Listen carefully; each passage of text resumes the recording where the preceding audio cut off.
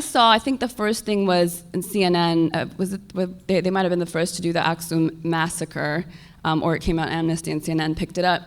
I thought, how did they get all this information corroborated so fast in a communication blackout? They had pictures of people, names, and I first saw those reports on the activist Twitter pages. So I remember Alula Solomon and some of the other folks would send or put out names and pictures of people that had been indiscriminately killed. They would say, and I thought, okay, like I'm gonna hold off on sharing that. But when it showed up in CNN, I was like, well, I mean, they must have done the work. So over time, it takes time. It took me time to see the holes. In the beginning, I thought, okay, that's possible that that's happening. But when you see in June, when the federal government declared a ceasefire, and after that, the TPLF did not declare the ceasefire, and we find out later for 2 or 3 months that Tigray militias were actually in the Amhara region, and Nima El-Bagir, who's supposed to be the Ethiopia conflict expert, doesn't even mention it.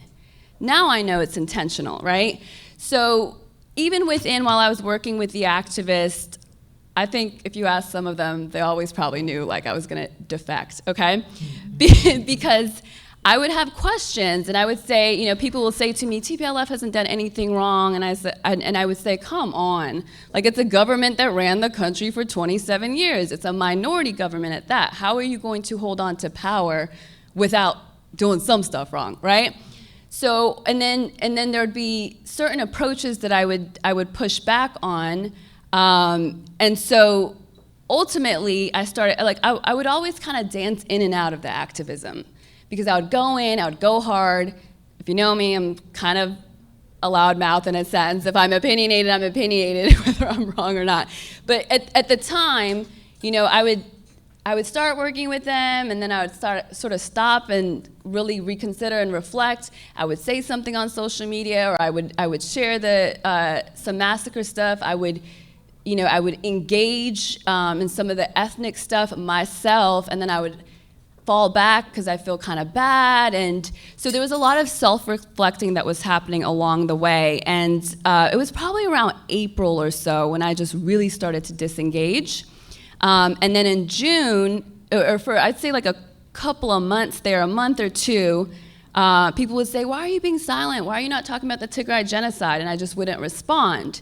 And so it was, I would say to my mom and a couple of my friends, you know what, I feel like I have to say something. I said so much on what appeared to be a propagandized narrative. I feel like I have a responsibility to say something. And I would sort of go, just leave it alone, leave it alone, leave it alone.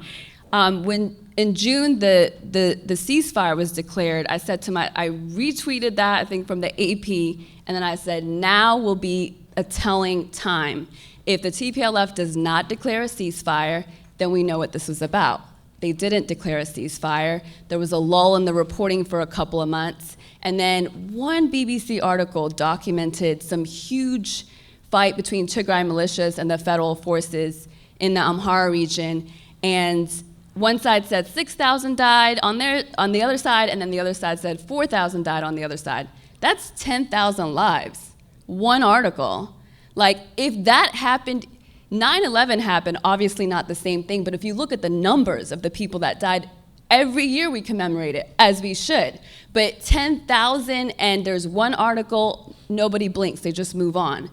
And then I think, so the moment I actually had to, or I was sort of like catapulted into the public space to talk about it again, was Ethiopian New Year. So I had just put up Ethiopian flag, New Year. And that to people was, you're supporting a genocidal regime, you're pro-genocide, and like some people I knew had worked with.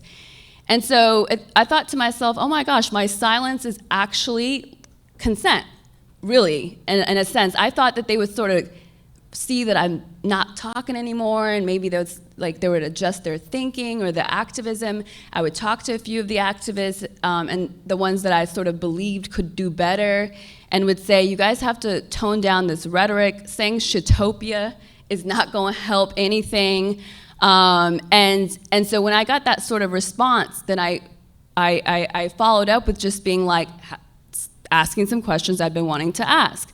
If you guys are saying no to war, then you should also, or have been saying it all along, then you should say no to war when it's moving into other regions.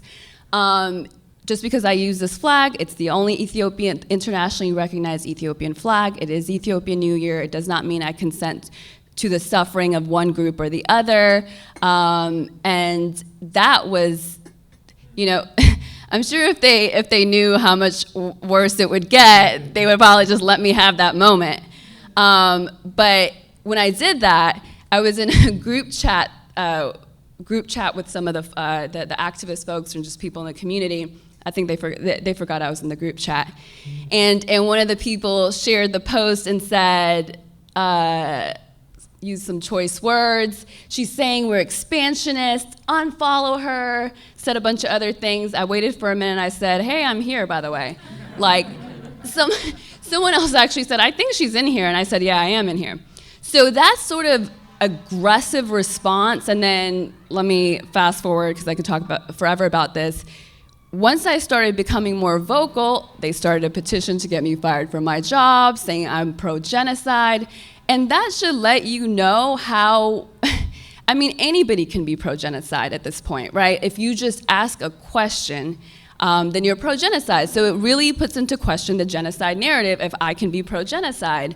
So ultimately, it's just all a set of things happened, including me being outspoken in the beginning, that made me feel like I had a responsibility to speak now. And honestly, as a journalist, like, I'm shocked at how bad some of the reporting on the mainstream media is. I really didn't think that they were so obviously getting it wrong on purpose. Like, and that's sort of the awakening for me, is just realizing everything I thought I ever knew about any other foreign country. If I picked it up from CNN, New York Times, or AP, I'd probably have a very warped idea of it. I worked with Al Jazeera America for a few years here in New York. We covered a lot of international stories.